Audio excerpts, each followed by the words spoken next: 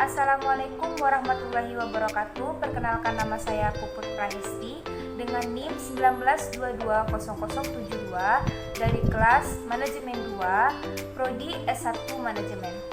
Baiklah, kali ini saya akan memaparkan materi dari pertemuan pertama hingga pertemuan terakhir dengan materi ruang lingkup manajemen sumber daya manusia. Sebelumnya kita harus mengetahui apa sih manajemen sumber daya manusia? Manajemen sumber daya manusia adalah suatu proses menangani berbagai masalah pada ruang lingkup karyawan, pegawai, buruh, manajer, dan tenaga kerja lainnya untuk dapat menunjang aktivitas organisasi atau perusahaan demi mencapai tujuan yang telah ditentukan. Ruang lingkup manajemen sumber daya manusia. Yang pertama, perencanaan sumber daya manusia yang dibutuhkan oleh organisasi atau perusahaan. Yang kedua, menganalisis jabatan dan pekerjaan, yaitu menganalisa dan menjelaskan secara rinci tentang masing-masing pekerjaan atau jabatan dalam perusahaan organisasi. Yang ketiga, yaitu perekrutan dan penyeleksian karyawan. Yang keempat, orientasi dan edukasi. Yang kelima, pelatihan dan pengembangan sumber daya manusia dalam organisasi. Yang keenam, penilaian prestasi dan kinerja karyawan. Yang ketujuh, perencanaan dan pemberian kompensasi atau upah. Yang kedelapan, memotivasi karyawan, memperhatikan kesejahteraan, kesehatan, dan keselamatan karyawan. Yang kesembilan, menjaga hubungan dan melakukan komunikasi dan serikat pekerja. Perencanaan sumber daya manusia. Perencanaan sumber daya manusia adalah proses perencanaan yang sistematis untuk memaksimalkan sumber daya manusia sebagai aset utama perusahaan. Tujuan dari rencana sumber daya manusia ini adalah untuk memastikan kompatibilitas antara tenaga kerja dan pekerja baik dalam hal kuantitas dan kualitas yang dibutuhkan. Proses ini didasarkan pada penawaran dan permintaan dalam konteks sumber daya manusia perusahaan. Secara umum, proses perencanaan sumber daya manusia dibagi dalam 4 langkah penting. Yang pertama, yaitu pasokan tenaga kerja saat ini. Yang kedua, kebutuhan sumber daya manusia di masa depan. Yang ketiga, estimasi permintaan sumber daya manusia. Yang keempat, strategi dan implementasi pencarian sumber daya manusia. Faktor-faktor yang perlu dipertimbangkan dalam perencanaan sumber daya manusia. Yang pertama, faktor pertumbuhan, dan yang kedua, faktor perubahan. Adapun tahap-tahap perencanaan sumber daya manusia. Yang pertama, yaitu menganalisis tujuan organisasi. Yang kedua, melakukan inventarisasi sumber daya manusia saat ini. Yang ketiga, estimasi permintaan dan pasokan sumber daya manusia. Yang keempat, memperkirakan kesenjangan sumber daya manusia. Yang kelima, merumuskan rencana aksi sumber daya manusia. Dan yang keenam, pemantauan, kontrol, dan umpan balik. Analisis pekerjaan dan analisis tenaga kerja. Analisis pekerjaan terdiri dari dua kata, analisis dan pekerjaan. Analisis adalah aktivitas berpikir yang digunakan untuk mendeskripsikan topik, bagian, komponen atau elemen, dan kemungkinan tautan ke fungsinya. Sedangkan pekerjaan adalah sekumpulan tugas dan tanggung jawab yang akan dilaksanakan oleh pekerja dalam kurun waktu tertentu yang sedang dilaksanakan dan telah dilaksanakan. Analisis pekerjaan merupakan bagian dari rencana sumber daya manusia dan proses meneliti serta mengumpulkan informasi yang berkaitan dengan operasi dan tanggung jawab suatu pekerjaan. Analisis pekerjaan adalah proses sistematis pengumpulan informasi tertulis tentang jenis pekerjaan apa yang harus dilakukan di perusahaan untuk mencapai tujuan organisasi. Analisis pekerjaan bertujuan untuk menganalisis jenis pekerjaan, kualifikasi pekerja, perhitungan beban kerja, penempatan kerja, dan menentukan standar kualitas pekerjaan. Analisis pekerjaan memiliki manfaat dalam suatu organisasi. Yang pertama, menetapkan dasar struktur gaji yang wajar. Yang kedua, kajian tantangan lingkungan yang memengaruhi pekerjaan pribadi. Yang ketiga, merencanakan kebutuhan sumber daya manusia di masa depan. Yang keempat, menentukan kebutuhan pelatihan karyawan baru dan lama. Yang kelima, mengatur pekerjaan karyawan sesuai dengan keahlian mereka. Yang keenam, mengembangkan standar kinerja kerja. Dan yang ketujuh, analisis elemen dan untuk membentuk suatu posisi organisasi. Dalam analisis pekerjaan, ada dua langkah utama yang harus dilakukan. Yang pertama, menentukan tugas pokok, kegiatan perilaku atau kewajiban yang akan dilakukan oleh pekerja tersebut. Yang kedua, menentukan pengetahuan, ability, skill, dan beberapa karakteristik lainnya. Analisis tenaga kerja merupakan penilaian terhadap tenaga kerja yang ada dalam suatu departemen dan yang pindah ke dalam, melalui, atau keluar dari departemen tersebut. Analisis ini dapat mencakup jumlah tenaga kerja, komposisi tenaga kerja, dan kualitas tenaga kerja. Penarikan tenaga kerja. Penarikan atau rekrutmen adalah proses pencarian dan pemikatan para calon karyawan atau pelamar yang mampu untuk melamar sebagai karyawan. Proses ini dimulai ketika para pelamar dicari dan berakhir bila lamaran-lamaran aplikasi mereka diserahkan. Dapat disimpulkan bahwa penarikan atau rekrutmen tenaga kerja merupakan proses mendapatkan sejumlah calon tenaga kerja yang berkualitas untuk jabatan atau pekerjaan utama di lingkungan suatu organisasi atau perusahaan. Penarikan atau rekrutmen merupakan langkah pertama dalam rangka menerima seseorang dalam suatu lembaga atau organisasi. Aktivitas penarikan ini dimulai pada saat calon mulai dicari dan berakhir pada saat lamaran mereka diserahkan. Tujuan aktivitas dari penarikan sumber daya manusia.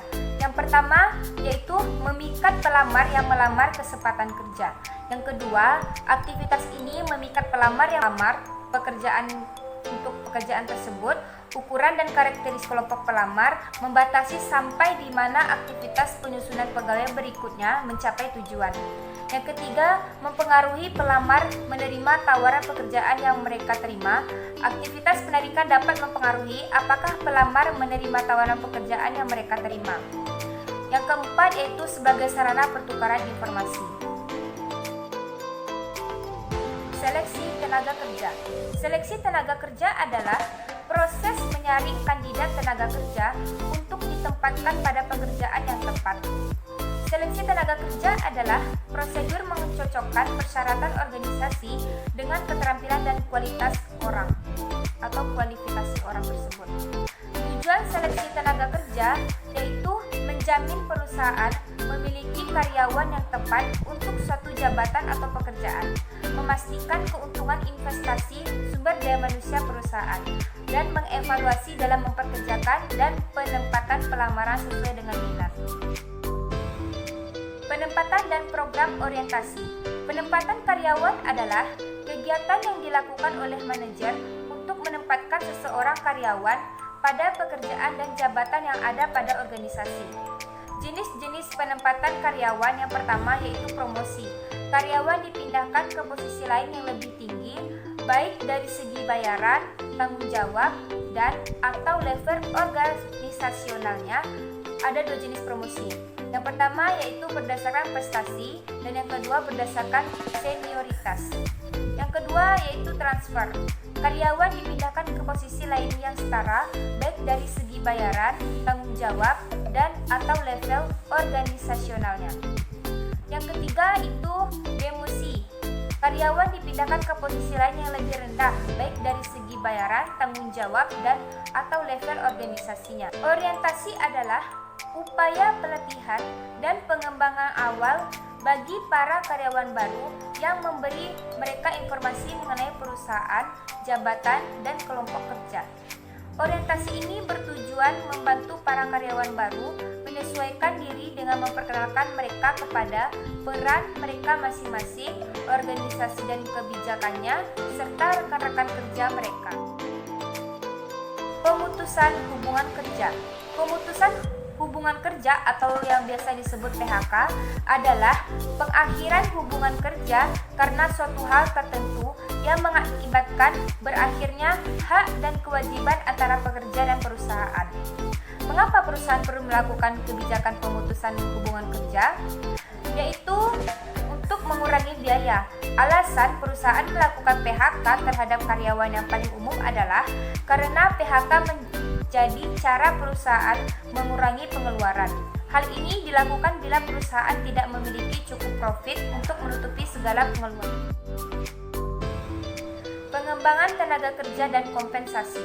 Pengembangan sumber daya manusia atau tenaga kerja ini dapat diartikan sebagai sebuah aktivitas yang dilakukan oleh suatu perusahaan atau organisasi dalam waktu tertentu untuk meningkatkan keterampilan dan keahlian sumber daya manusianya dalam entitas organisasi tersebut dan pada akhirnya meningkatkan produktivitas organisasi secara menyeluruh.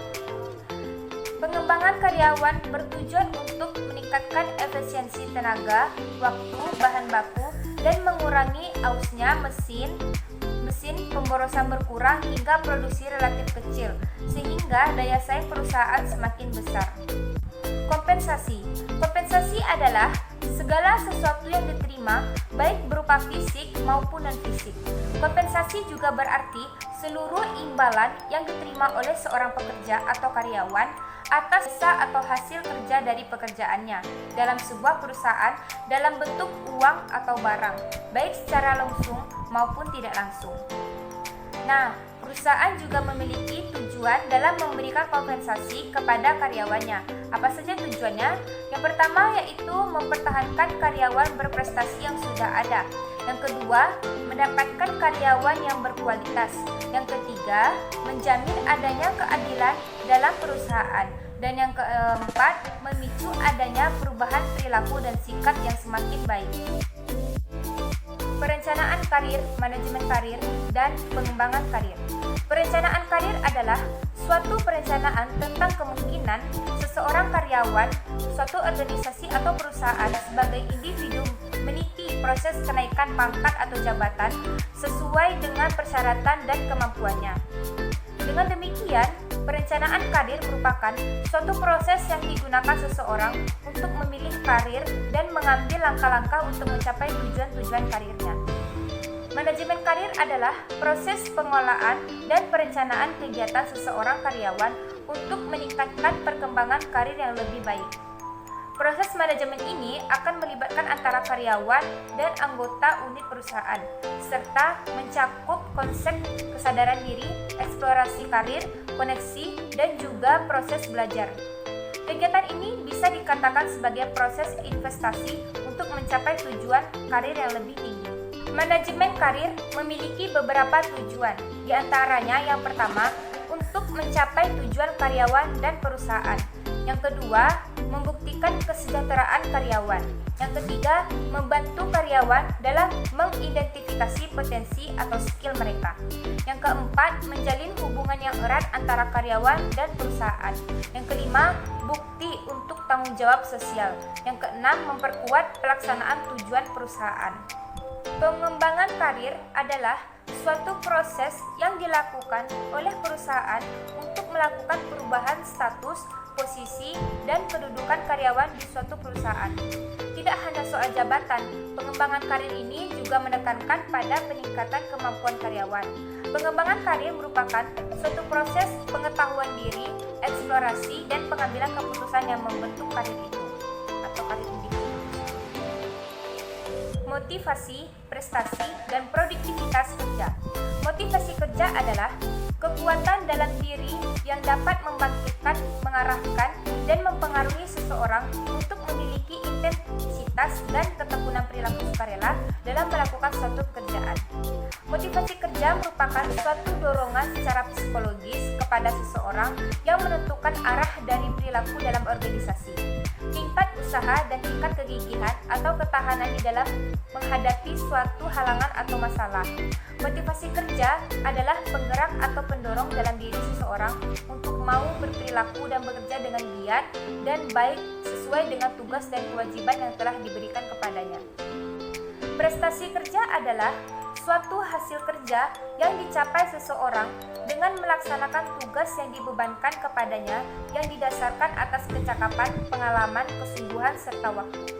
Menurut Filopo, prestasi kerja yaitu sebagai hasil kerja atau tingkat keberhasilan yang mencakup efektivitas kerja, kualitas kerja yang semakin tinggi, waktu penyelesaian kerja yang semakin meningkat, tingkat kecelakaan yang semakin menurun, dan penurunan biaya. Produktivitas kerja adalah kemampuan karyawan dalam berproduksi dibandingkan dengan input yang digunakan. Seorang karyawan dapat dikatakan produktif apabila mampu menghasilkan barang atau jasa sesuai dengan yang diharapkan dalam waktu yang singkat dan tepat. Faktor-faktor yang mempengaruhi produktivitas kerja yang pertama, pendidikan, kesehatan jasmani dan rohani, lingkungan kerja, faktor manajerial, motivasi, serta peralatan yang digunakan. Kepuasan kerja, stres, dan konflik karyawan. Kepuasan kerja adalah tingkat kesenangan yang dirasakan seseorang atas peranan atau pekerjaannya dalam organisasi. Tingkat rasa puas individu bahwa mereka mendapat imbalan yang setimpal dari bermacam-macam aspek situasi pekerjaan dari organisasi tempat mereka bekerja. Jadi, kepuasan kerja menyangkut psikologis individu di dalam organisasi yang diakibatkan oleh keadaan yang ia rasakan dari lingkungannya. Elemen dan faktor yang berkontribusi terhadap kepuasan kerja ini diantaranya adalah sebagai berikut. Yang pertama, kompensasi dan kondisi kerja. Yang kedua, keseimbangan kehidupan kerja. Yang ketiga, dihormati dan diakui. Dan yang keempat, keamanan kerja. Stres kerja adalah perasaan yang menekan atau merasa tertekan yang dialami karyawan dalam menghadapi pekerjaannya. Stres kerja tampak dari gejala antara lain emosi tidak stabil, perasaan tidak tenang, suka menyendiri, sulit tidur, merokok yang berlebih, tidak bisa rileks, cemas, tegang, gugup, tekanan darah meningkat, dan mengalami gangguan pencernaan. Faktor-faktor yang mempengaruhi stres kerja yang pertama, faktor lingkungan. Keadaan lingkungan yang tidak menentu akan dapat menyebabkan pengaruh pembentukan struktur organisasi yang tidak sehat terhadap karyawan.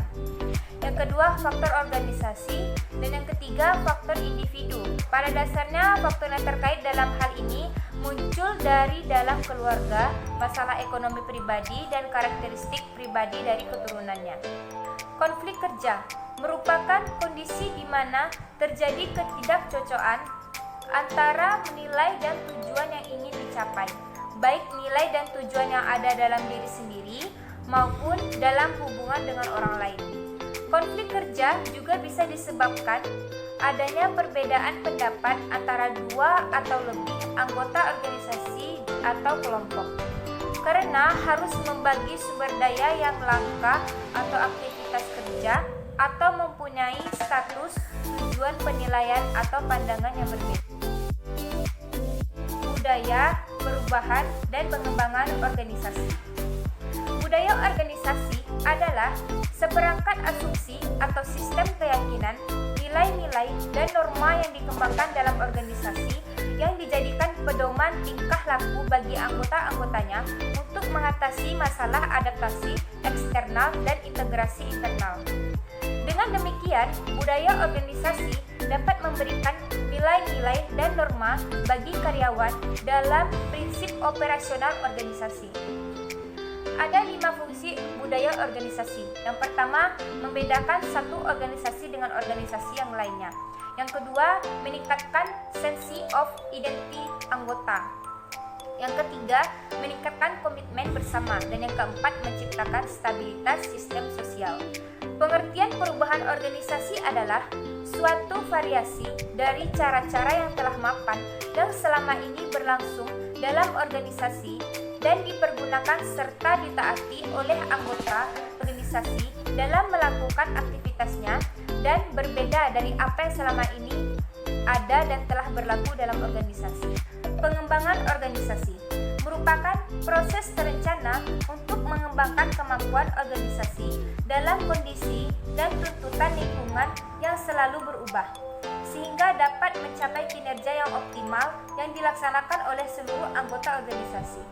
Pengembangan organisasi merupakan program yang berusaha meningkatkan efektivitas keorganisasian dan mengintegrasikan keinginan individu akan pertumbuhan dan perkembangan dengan tujuan keorganisasian. Audit sumber daya manusia. Audit sumber daya manusia adalah proses meninjau secara komprehensif suatu sistem dan atau proses suatu organisasi apakah sudah memenuhi fungsi sumber daya manusia organisasi, baik apakah itu untuk memenuhi standar lokal, standar internal, atau regulasi. Tujuan dari audit sumber daya manusia adalah untuk mengidentifikasi dan mengklarifikasi persoalan sumber daya manusia, baik secara kualitatif maupun kuantitatif. Hasil dari audit sumber daya manusia ini akan memberikan rekomendasi untuk meningkatkan efektivitas dan efisiensi fungsi-fungsi sumber daya manusia dalam perusahaan. Audit sumber daya manusia memberikan kerangka untuk perencanaan strategi sumber daya manusia. Training ini direncanakan dengan tujuan agar peserta mampu memahami pentingnya audit sumber daya manusia. Isu-isu yang berkaitan dengan audit sumber daya manusia, langkah-langkah dan metode dalam audit sumber daya manusia, area-area audit sumber daya manusia sehingga mampu membuat rekomendasi sebagai hasil dari proses audit. Pentingnya audit sumber daya manusia. Yang pertama, audit memberikan suatu perspektif yang komprehensif terhadap praktik yang berlaku sekarang. Yang kedua, sumber daya dan kebijakan manajemen mengenai pengelolaan sumber daya manusia mendekatkan peluang dan strategi untuk mengarahkan ulang peluang dan strategi tersebut. Yang ketiga, audit juga menciptakan citra Departemen Sumber Daya Manusia yang profesional antara manajer dan spesialis sumber daya manusia, membantu menjernihkan peran departemen dan menghasilkan keseragaman yang lebih besar. Pemeliharaan sumber daya manusia. Pemeliharaan adalah suatu kegiatan yang dilakukan perusahaan untuk menjaga karyawannya dan mempertahankan kondisi fisik dan jiwa tenaga kerja dalam melakukan pekerjaannya. Sumber daya manusia di sini dimaksudkan sebagai suatu kegiatan manajemen untuk mempertahankan stamina sumber daya manusia dalam melakukan pekerjaannya dan perusahaan. Untuk memelihara stamina tenaga kerja, maka perlu dilakukan usaha perlindungan fisik, jiwa, dan raga para karyawan dari berbagai ancaman yang merugikan. Upaya pemeliharaan ini perlu dilakukan terus-menerus karena sumber daya manusia yang kurang mendapat perhatian dan pemeliharaan dari perusahaan akan menimbulkan masalah. Semangat kerja dan prestasi karyawan akan merosot. Loyalitas karyawan menurun. Jika hal ini terjadi, maka akan berakibat pada tingginya tingkat kemangkiran atau karyawan. Oleh karena itulah, suatu perusahaan yang ingin berkembang harus melakukan kegiatan pemeliharaan terhadap sumber daya manusia yang bekerja di perusahaan. Karena pemeliharaan karyawan erat hubungannya dengan tingkat produktivitas karyawan terhadap suatu organisasi. Berikut ini adalah beberapa tujuan pemeliharaan sumber daya manusia pada perusahaan. Yang pertama, untuk meningkatkan produktivitas kerja karyawan. Yang kedua, meningkatkan disiplin dan menurunkan absensi karyawan. Yang ketiga, meningkatkan loyalitas dan menurunkan turnover karyawan. Yang keempat, memberikan ketenangan, keamanan, dan kesehatan karyawan. Yang kelima, meningkatkan kesejahteraan karyawan dan keluarganya. Yang keenam, memperbaiki kondisi fisik, mental, dan sikap karyawan. Yang ketujuh, mengurangi konflik serta menciptakan suasana yang harmonis. Yang kedelapan, yaitu mengefektifkan pengadaan karyawan.